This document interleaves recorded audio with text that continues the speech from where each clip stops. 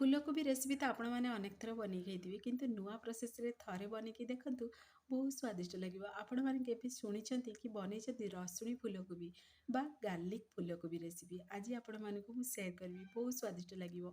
ଏ ଦେଖିବାକୁ ଯେମିତି ସୁନ୍ଦର ଦେଖାଯାଏ, ଖାଇବାକୁ ବି ଭାରି ସୁଆଦିଆ ଲାଗେ। ତ ଆପଣମାନେ ୟାକୁ ଭାତ, ରୁଟି, ପରଟା, ନାନ୍ ସବୁଥିରେ ଖାଇପାରିବେ। ପୁରାପୁରି ଜବରଦସ୍ତ ଲାଗିବ, ବହୁତ ସ୍ୱାଦିଷ୍ଟ ଲାଗେ ଆଉ ସ୍ୱାଦ ହିଁ ଭୁଲି ପାରିବେନି। ଆଶା କରୁଛି ଆଜିର ଭିଡ଼ିଓଟି ଆପଣମାନଙ୍କୁ ପସନ୍ଦ ଆସିବ। ପସନ୍ଦ ଆସିଲେ ଲାଇକ୍ କରିବେ, ସେୟାର କରିବେ। ଚ୍ୟାନେଲ ଯଦି ନୂଆ ଅଛନ୍ତି ତାହେଲେ ଚ୍ୟାନେଲକୁ ମୋର ସବସ୍କ୍ରାଇବ୍ କରିବେ। ତ ଫୁଲ୍ ଭିଡ଼ିଓକୁ ୱାଚ୍ କରନ୍ତୁ। ତ ଚାଲନ୍ତୁ ଲେଟ୍ ନକରି ରେସିପିଟି ଆଜି ଆମେ ପ୍ରସ୍ତୁତ କରିବା। ନମସ୍କାର, ଜୟ ଜଗନ୍ନାଥ ଫ୍ରେଣ୍ଡ। ଝିଲିକ୍ କୁକିଂକୁ ଆପଣମାନଙ୍କୁ ଅନେକ ଅନେକ ସ୍ୱାଗତ। ପ୍ରଥମେ ଆମେ କିଛି ଫୁଲକୋବି ନେବା। ତ ଦେଖନ୍ତୁ ଏଇଠି ମୁଁ 2ଟି ଫୁଲକୋବି ନେଇଛି। ତ ଆପଣମାନେ ଯେତିକି ଫୁଲକୋବିରେ ବନେଇବାକୁ ଚାହିଁବେ ସେ ଅନୁସାରେ ଏଠି ଫୁଲକୋବି ନେବେ। ତ ଏବେ ଫୁଲକୋବିକୁ ଆମେ କଟିଂ କରିବା। ତ ଦେଖନ୍ତୁ ଏଇଭଳି ପ୍ରୋସେସ୍‌ରେ ଛୁରୀ ସାହାଯ୍ୟରେ ଆମେ କଟିଂ କରିବା। କଟିଂ କରି ତାର ଏ ନାଡ଼ ପାର୍ଟସଟାକୁ ଆମେ ରଖିଦେବା। ଆଉ ଗୋଟେ ରେସିପିରେ ମୁଁ ଆକୁ ଏଡ୍ କରିବି, ତ ମୁଁ ଫୋପାଡ଼େନି କେବେ ବି ନାଡ଼କୁ। ଦେଖିବେ ଏ ନାଡ଼ରେ ଫୁଲକୋବିର ଯେଉଁ ନାଡ଼ଟା ବାହାରେ, ସେଇ ନାଡ଼ରେ ଯଦି ଆପଣମାନେ କିଛି ମାନେ ରାଇତା ବନେଇବେ କି ଯେକୌଣସି ରେସିପିରେ ବି ବନେଇକି ଦେଖନ୍ତୁ, ବହୁତ ସ୍ୱାଦିଷ୍ଟ ଲାଗିବ। ଆଉ ଭାଜିଲେ ବି ବହୁତ ବଢ଼ିଆ ଲାଗେ। ତ ମୁଁ ଆକୁ ଫୋପାଡ଼େନି ଟୋଟାଲ୍। ତ ଏବେ କ'ଣ କରିବା ନା, ଆମେ ଫୁଲକୋବିର ପକଡ଼ା ଗୁଡ଼ାକୁ ହାତ ସାହାଯ୍ୟରେ ବାହାର କରିବା। ଆପଣମାନେ ଯେତିକି ବଡ଼ ସାଇଜ୍‌ରେ ଫୁଲକୋବିକୁ ବନେଇବାକୁ ଚାହିଁବେ ତରକାରୀ, ସେ ଅନୁସାରେ ଏଠି ପକଡ଼ା ବାହାର କରିବେ। ତ ଆକୁ ଚାହିଁଲେ ଆପଣମାନେ ଛୋଟ ବଡ଼ ପିସେସ୍‌ରେ କଟିଂ ବି କରିପାରିବେ। ତାପରେ ଦେଖନ୍ତୁ ସେ ଯେଉଁ ହାର୍ଡ଼ ପାର୍ଟସଟା ବାହାରିଲା ଫୁଲକୋବିରୁ, ତାକୁ ବି ଆମେ ଟିକେ ପୁରା ପତଲା ପତଲା ପିସେସ୍‌ରେ ଆମେ ଏବେ କଟିଂ କରିଦେବା। ଆକୁ ବି ସେଇଥିରେ ଆମେ ଏଡ୍ କରିଦେବା। ଏବେ ଦେଖିବେ ନ ଫୋପାଡ଼ିକି ଯଦି ତାକୁ ପିସେସ୍‌ରେ ପୁରା କଟିଂ କରି ଏଡ୍ କରିବେ, ତାହେଲେ ଦେଖିବେ ଖାଇବାକୁ ବି ବହୁତ ସ୍ୱାଦିଷ୍ଟ ଲାଗେ ଏଇ ରେସିପିଟିରେ।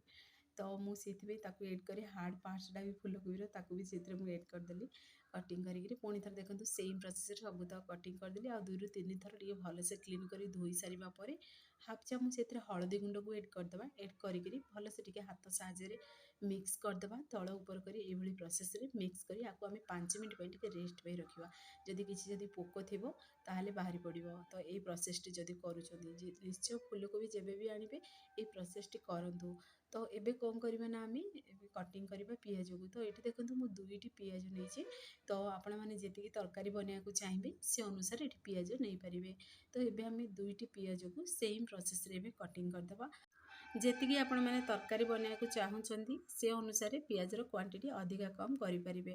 ତ ଦେଖନ୍ତୁ ଏଇଠି ମୁଁ ସବୁତକ ପିଆଜକୁ ସେମ୍ ପ୍ରୋସେସ୍‌ରେ ମୁଁ ଏଠି କଟିଂ କରୁଛି। ଆଉ ଦେଖିବେ ଏଇ ରେସିପିଟି ମାନେ ପୁରାପୁରି ସିମ୍ପଲ୍ ତରିକାରେ ବନିବ। ଆଉ କିଛି ଏକ୍ସଟ୍ରା ଅଧିକା ମସଲା ବି ଏଥିରେ ଏଡ୍ ହେବନି କି ଏମିତିରେ ବି ହଳଦୀ ଗୁଣ୍ଡକୁ ବି ମୁଁ ସ୍କିପ୍ କରିଦେଇଛି ଏଇ ରେସିପିରେ। ତ ଆପଣମାନେ ଫୁଲ୍ ଭିଡ଼ିଓକୁ ୱାଚ୍ କରନ୍ତୁ। ପ୍ରଥମେ କ'ଣ କରିବା ନା, ଗୋଟେ କଢ଼େଇ ନେବା। ସେଥିରେ ଆମେ କିଛି ପାଣି ଏଡ୍ କରିବା। ପ୍ରଥମେ ଆମେ ସେଥିରେ ଫୁଲକୋବିକୁ ଏଡ୍ କରିଦେବା। ଏଇଭଳି ଫୁଲକୋବିକୁ ଟିକେ ସିଝେଇକିରି ବନେଇକି ଦେଖନ୍ତୁ, ସ୍ୱାଦ ପୁରା ଜବରଦସ୍ତ ଲାଗିବ। ଖାଇବାକୁ ପୁରା ଯେମିତିକି ଆପଣମାନେ ପନିର ତରକାରୀ ଖାଉଛନ୍ତି ନା, ସେଇଭଳି ହିଁ ସ୍ୱାଦ ଆସିବ, ବହୁତ ବଢ଼ିଆ ଲାଗିବ। ତ ପ୍ରଥମେ କ'ଣ କଲି ନା, ଏଠି ମୁଁ ଫୁଲକୋବିକୁ ଟିକେ ଫୁଟିଲା ପର୍ଯ୍ୟନ୍ତ ହିଁ ଆମେ ସିଝେଇବା। ଅଧିକା ସମୟ ଆକୁ ସିଝେଇବାନି। ଯେମିତିକି ଫୁଲକୋବିଟା 20ରୁ 30% ହିଁ ଏଠି ଆମର ସିଝିବ। ତ ଟିକେ ସିଝି ସାରିବା ପରେ ଆମେ ତାକୁ କ'ଣ କରିବା ନା, ଏଇ ସମୟରେ ଗ୍ୟାସ୍ ଫ୍ଲେମ୍‌କୁ ଅଫ୍ କରିଦେବା। ଫୁଲକୋବିକୁ ଆମେ ଛାଣିକିରି ବାହାର କରିଦେବା ଗୋଟେ ବାଉଲ୍‌କୁ। ଆକୁ କିଛି ସମୟ ଆମେ ରେଷ୍ଟ ପାଇଁ ରଖିଦେବା। ସେଥି ଭିତରେ ଚାଲନ୍ତୁ ଆମର ଆଗ ପ୍ରଣାଳୀ ପ୍ରସ୍ତୁତ କରିବା। ପ୍ରଥମେ ଗୋଟେ ଆମେ କଢ଼େଇ ନେବା। ସେଇଥିରେ ଏଡ୍ କରିଦେବା ଆମେ ରିଫାଇନ୍ ତେଲ। ରିଫାଇନ୍ ତେଲକୁ ଟିକେ ଆମେ ଗରମ ହେବାକୁ ଦେବା। ଗରମ ହେଇସାରିବା ପରେ ପିଆଜକୁ ଯେଉଁ କଟିଂ କରି ରଖିଥିଲେ ସେଇ ପିଆଜକୁ ସେଇଥିରେ ଆମେ ଏଡ୍ କରି ଟିକେ ମିକ୍ସ କରିଦେବା।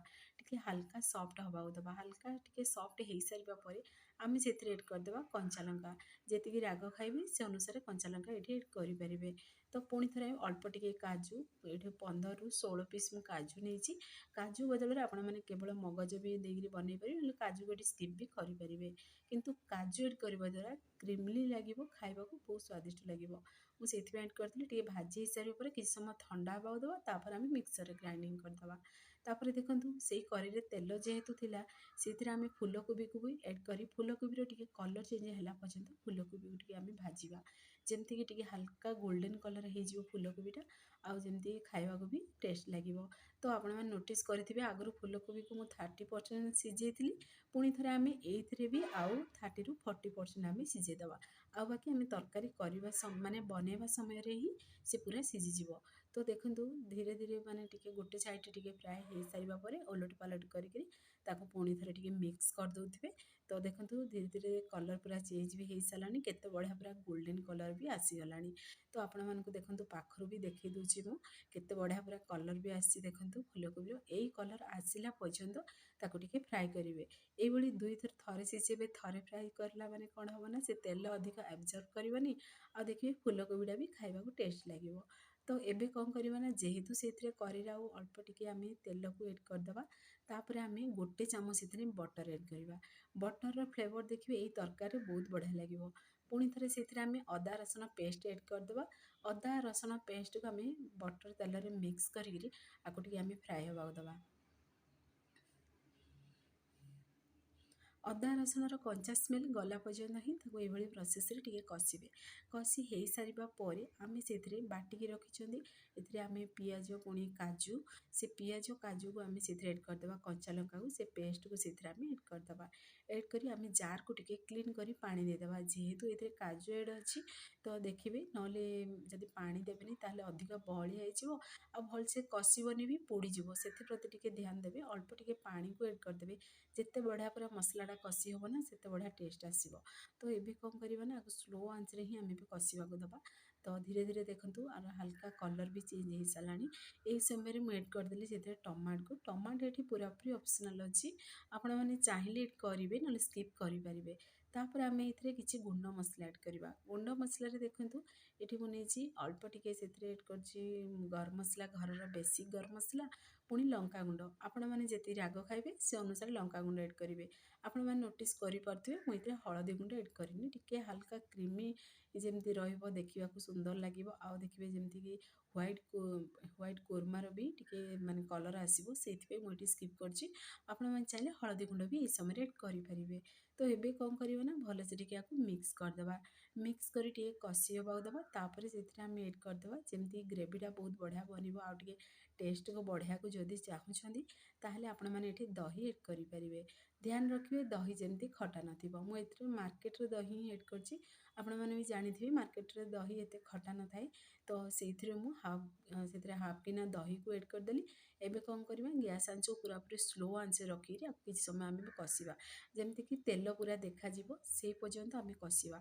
तो एई समय रे देखिबे मसलाटा कसिबा समय रे छिटका उपरକୁ आसीबो। जदि आसुछि ताहले आपण माने कभर को बंद करी आ किछि समय कसी होबाकू देबे। तो देखंतु आपण माने देखि जानि पारथिबे ऊपर तेल टिके हल्का हल्का देखा भी गलानी। आ टिके देदबा स्वाद अनुसार लूण ऐड करदबा। आमे बिल्कुल भी लूण ऐड करि नांती। जेतिकी तरकारी बनेबे से अनुसार सेथिरे लूण को ऐड करदेबे। लूण को ऐड कर सारिबा परे पुणी थरे टिके आको भलसे मिक्स करी टिके कसी होबाकू दबा। तो एई सब प्रोसेस देखिबे स्लो आंच रे ही करिवे काहेकि ना एथिरे पियाज बटा ऐड अछि आ काजूर भी पेस्ट ऐड अछि। सेथि प्रति टिके ध्यान देबे नले देखिबे पोड़ी जिबा भी संभावना थाए। तो एबे टिके कभर को बंद करदबा जेहेतु छिटका गुडाक आसुछि मसलार उपरକୁ। तो देखंतु मु एठी 3 रु 4 मिनिट पर आपण मानकु देखौछि केते बढ़िया पूरा कसी भी सारानी। आ देखंतु चारि साइड पूरा तेल भी देखा होछि। एई समय रे मु दुईटी सिझा आलू ऐड करछि हाथ रे क्रश करिकरी। आ बाकी जे आमे फूलकोबी को भाजी की रखिथिले ताको सेथिरे ऐड करदबा। पुणी थरे अल्प टिके सेथिरे आमे कस्तूरी मेथी को ऐड करिबा। कस्तूरी मेथी एठी पूरापूरी ऑप्शनल अछि, आपण माने चाहिले ऐड करिवे नले स्किप भी करि परिबे। किंतु देखिबे कस्तूरी मेथी ऐड करिबा द्वारा ए तरकारी देखिबे स्वाद बढ़ी जाए, तार फ्लेवरटा बढ़ी जाए। आपण माने ट्राई करंतु माने से ऐड करिकरी तरकारी रे। तो आपण मानको मन पसंद अनुसार आपण माने एठी ऐड करि परिबे। तो एबे कौन करिबे ना पुणी थरे टिके भलसे आकू एमति खोला रे ही टिके कसिबा कभर को बंद न करिकरी। टिके कसी हेई सारिबा परे आमे सेथिरे ऐड करदबा गरम गरम पानी ऐड करिबा। तो ध्यान रखिबे गरम पानी ही ऐड करिबे, ठंडा पानी जमारू ऐड करिवेनी। गरम पानी ऐड करिबा द्वारा देखिबे पांचिया स्वाद भी आसीबेनी, कुकिंग भी फास्ट होबो। आ जदि आपण माने ठंडा पानी ऐड करछंती पांचिया स्वाद आसीबो, कुकिंग भी स्टॉप होई जिवो। तो किछि माने किछि मिनिट पई तो देखिबे सब बेले आमे जेहेतु टेस्ट पे बेले बनाउछंती तो आमे ढाबा स्टाइल रो बनाउछंती सेति बेले टेस्ट को बढ़िया पे चाहुछंती जदि ताहले गरम पानी ऐड करंतु बहुत बढ़िया टेस्ट लागिबो। आ जेति ग्रेवी रखिया चाहेबे से अनुसार पानी को ऐड कर देबे। କଭରକୁ ବନ୍ଦ କରି ଆଉ 5 ମିନିଟ୍ ପର୍ଯ୍ୟନ୍ତ ସିଝିବାକୁ ଦେବା। ତ ଦେଖନ୍ତୁ ସେତିକି ଭିତରେ ଆମର ଫୁଲକୋବି ବହୁତ ବଢ଼ିଆ ସିଝି ବି ଯାଇଛି ଆଉ କେତେ ବହଳିଆ ବି ବନିଯାଇଛି। ଆପଣମାନେ ଯେତିକି ଝୋଳ ରଖିବାକୁ ଚାହିଁବେ ସେ ଅନୁସାରେ ଏଠି ରଖିପାରିବେ। ଆଉ ଟିକେ ଯଦି ଶୁଖେଇବା ପାଇଁ ଚାହିଁବେ ଝୋଳକୁ ତାହେଲେ କମ୍ ବି ପାଣି ଦେଇପାରିବେ, ନହେଲେ ଏମିତିରେ ବି ଟିକେ ସମୟ ଯଦି ଆଉ କିଛି ସମୟ ଯଦି ସିଝିବାକୁ ଚାହୁଁଛନ୍ତି ବା ଶୁଖେଇବାକୁ ଚାହୁଁଛନ୍ତି ଝୋଳକୁ ଶୁଖେଇ ପାରିବେ। କିନ୍ତୁ ଦେଖିବେ ଯେହେତୁ ଫୁଲକୋବିଟା ଅଧିକା ସମୟ ସିଝିଲା ମାନେ ସେ ମିଳିଯିବ, ତରକାରୀ ପୁରା ମିଳିଯିବ। ସେଥିପ୍ରତି ଟିକେ ଧ୍ୟାନ ଦେବେ। ପାଣି ଦେବା ସମୟରେ ଟିକେ ଝୋଳରେ କମ୍ ଦେବେ ଯଦି ଅଧିକ ଝୋଳ ରଖିବାକୁ ଚାହୁଁନାହାନ୍ତି। ତ ଦେଖନ୍ତୁ ଫାଇନାଲ୍ ରେସିପିଟି ବନିଗଲାଣି। ଲାଷ୍ଟରେ ଅଳ୍ପ ଟିକେ ଧନିଆ ପତ୍ର କଟିଂ କରି ଏଡ୍ କରି କଭରକୁ ବନ୍ଦ କରିଦେବା। ଆକୁ ଆମେ ବି ସାଇଡ଼ରେ ରଖିଦେବା। ତା'ର ସ୍ପେଶାଲ୍ ଫୁଟଣଟା ବନେଇକି ରେଡ଼ି କରିବା। ଦେଖିବେ ଏଇ ଯେଉଁ ଆମେ ବନାଉଛନ୍ତି ଗାର୍ଲିକ୍ ଫୁଲକୋବି ନା, ସେଇଥିରେ ଏଇ ସ୍ପେଶାଲ୍ ଫୁଟଣଟା ହୁଏ। ତ ଏଠି ଦେଖନ୍ତୁ ଗୋଟେ ମୁଁ ପେନ୍ ନେଇଛି, ସେଥିରେ ବଟର ଏଡ୍ କରିଦେଇଛି ଗୋଟେ ବଡ଼ ଚାମଚ। ଆଉ ଛୋଟ ଛୋଟ ପିସେସ୍ରେ କଟିଂ କରି ଆମେ ରସୁଣକୁ ଏଡ୍ କରିଦେବା। ରସୁଣର ପୁରା କଲର୍ ଚେଞ୍ଜ ହେଲା ପର୍ଯ୍ୟନ୍ତ ଆମେ ଟିକେ ରସୁଣକୁ ଟିକେ ଭାଜିବା। ଯଦି ଏ ରେସିପିଟି ବନାଉଛନ୍ତି ନିହାତି ଏ ପ୍ରୋସେସ୍ଟି କରନ୍ତୁ, ଦେଖିବେ ବହୁତ ବଢ଼ିଆ ଲାଗିବ। ତ ଏବେ କ'ଣ କରିବେ ନା, ସେ ଫୁଟଣଟା ଯେହେତୁ ଭାଜି ବି ହେଇସାରିଲାଣି ରସୁଣଟା, ସେଇଥିରେ ଆମେ ଏଡ୍ କରିଦେବା ସ୍ପେଶାଲ୍ ଫୁଟଣଟାକୁ। ଏଡ୍ କରିକିରି ଆମେ ଟିକେ ମିକ୍ସ କରିଦେବା। ତ ଦେଖନ୍ତୁ କେତେ ବଢ଼ିଆ ଆମ ରେସିପିଟା ବନିକି ରେଡ଼ି ହେଲା। ପୁରାପୁରି ୟୁନିକ୍ ଶୈଳୀରେ ପୁରା ୟମି ରେସିପି ବନିକି ରେଡ଼ି ହେଇଛି। ବହୁତ ବଢ଼ିଆ ଲାଗୁଥିଲା। ଦେଖିବେ ଆକୁ ନାନ୍, ରୁଟି, ପରଟା ସବୁଥିରେ ଖାଇପାରିବେ। ତ ଏମିତିରେ ଭାତ, ଅରୁଆ ଭାତ ସହିତ ବି ତ ଖାଇବେ ନା, ପୁରା ଜମିବ। ଆଉ ଦେଖିକିରି ଆପଣମାନେ ଜାଣିପାରୁଥିବେ କେତେ ଇଏ ସ୍ୱାଦିଷ୍ଟ ବି ବନିଥିବ। ତ ଆପଣମାନଙ୍କୁ ଗୋଟେ ଏଠି ମୁଁ ପ୍ଲେଟ୍କୁ ବି ବାହାର କରି ଦେଖାଇ ଦେଉଛି। ଦେଖନ୍ତୁ ପାଖରୁ ବି ଦେଖୁଛି କେତେ ବଢ଼ିଆ ରେସିପିଟି ବନିଛି ଆଉ ବହୁତ ବଢ଼ିଆ ବାସ୍ନା ବି ଆସିଛି। ଏଠି ବଟରର ବାସ୍ନା ଆସୁଛି ଆଉ ରସୁଣର ବାସ୍ନା ଆସୁଛି, ବହୁତ ବଢ଼ିଆ ବାସ୍ନା ଆସୁଛି। ତ ଆପଣମାନେ ଆକୁ ଘରେ ନିହାତି ଟ୍ରାଏ କରନ୍ତୁ। ଫ୍ରେଣ୍ଡସ୍, ଆପଣମାନେ ଯଦି ଏ ଭିଡ଼ିଓଟି ମୋର ପସନ୍ଦ ଆସିଥିବ ସାଙ୍ଗମାନଙ୍କୁ ସେୟାର କରନ୍ତୁ, ଲାଇକ୍ କରନ୍ତୁ। ଚ୍ୟାନେଲରେ ଯଦି ନୂଆ ଅଛନ୍ତି ଚ୍ୟାନେଲକୁ ମୋର ସବସ୍କ୍ରାଇବ୍ କରିଦିଅନ୍ତୁ, ବେଲ୍ ଆଇକନ୍କୁ କ୍ଲିକ୍ କରିଦିଅନ୍ତୁ, ଯାହାଫଳରେ ମୋର ସବୁ ଭିଡ଼ିଓ ନୋଟିଫିକେସନ୍ ପ୍ରଥମେ ଆପଣମାନଙ୍କୁ ପହଞ୍ଚିବ। ମୁଁ ଏମିତି ଇଜି ଇଜି ଭିଡ଼ିଓ ନେଇ ଆସିବି, ଆପଣମାନେ ଦେଖିକି ଘରେ ନିହାତି ଟ୍ରାଏ କରନ୍ତୁ। ଆଉ ଯଦି ଫେସବୁକ୍ ପେଜ୍ରେ ଦେଖୁଛନ୍ତି ତାହେଲେ ଫେସବୁକ୍ ପେଜ୍ ମୋର ଫଲୋ କରନ୍ତୁ। ଇନଷ୍ଟାଗ୍ରାମରେ ଦେଖୁଥିଲେ ଫଲୋ କରିବାକୁ ଯେଉଁମାନେ ଭୁଲନ୍ତୁନି। ତ ଦେଖନ୍ତୁ ଫାଇନାଲି ରେସିପିଟି ବନିଗଲାଣି। ଆଉ କେଉଁ ଜିଲ୍ଲାରୁ ଦେଖୁଛନ୍ତି ମୋତେ କମେଣ୍ଟ ମାଧ୍ୟମରେ ଜଣାନ୍ତୁ। ମୋତେ ବି ଖୁସି ଲାଗିବ ଭିଡ଼ିଓ କେତେ ଦୂର ପର୍ଯ୍ୟନ୍ତ ପହଞ୍ଚୁଛି। ତ ଆପଣମାନେ ଯଦି ଘରେ ବନାଉଛନ୍ତି ଆପଣମାନଙ୍କ ଅନୁଭୂତି ମୋ ସହିତ ସେୟାର କରନ୍ତୁ। ତ ଫାଇନାଲି ଆମର ଫୁଲକୋବି ରେସିପିଟି ବନିଗଲାଣି, ଆପଣମାନେ ଟ୍ରାଏ କରନ୍ତୁ। ସେ ପର୍ଯ୍ୟନ୍ତ ରହୁଛି, ପୁଣି ଏକ ନୂଆ ରେସିପି ନେଇ ଆସିବି। ନମସ୍କାର, ଜୟ ଜଗନ୍ନାଥ।